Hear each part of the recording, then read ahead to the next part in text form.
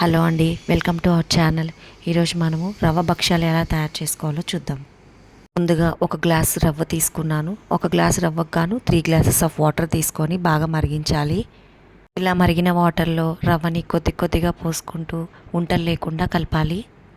భక్ష్యాలు ఇంకా మంచి టేస్ట్ రావాలి అంటే రవ్వని నెయ్యిలో ఫ్రై చేసుకొని తర్వాత ఈ వాటర్లో వేసి కుక్ చేసుకోవాలి. రవ్వ కాబట్టి కుక్ అవ్వడానికి చాలా టైం పడుతుంది.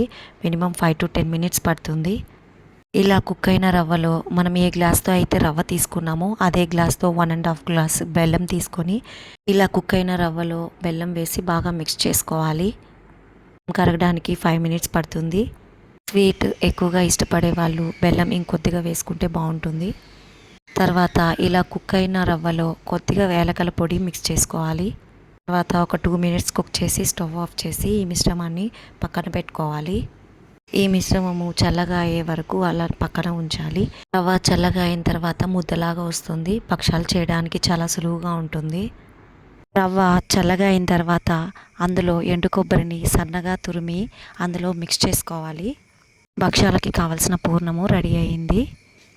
తర్వాత 3 భాగాల పేని రవ్వ, ఒక భాగం మైదా పిండి తీసుకొని అందులో ఒక చిటికెడు సాల్ట్, చిటికెడు పసుపు వేసి బాగా మెత్తగా కలుపుకోవాలి. పిండి ఎంత సాఫ్ట్గా ఉంటే భక్ష్యాలు అంత బాగా వస్తాయి. తర్వాత అదే పిండిలో ఒక 3 spoons ఆయిల్ కలుపుకొని నేను చూపించిన విధంగా 1 గంట ముందు నానబెట్టుకోవాలి.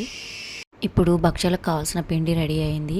తర్వాత కొద్దిగా పిండి తీసుకొని నేను చూపించిన విధంగా చిన్న సైజు పూరీలాగా స్ప్రెడ్ చేసుకోవాలి. మధ్యలో ఆల్రెడీ తయారు చేసి పెట్టుకున్న రవ్వ మిశ్రమాన్ని 1 స్పూన్ తీసుకొని నేను చూపించిన విధంగా రోల్ చేసుకోవాలి.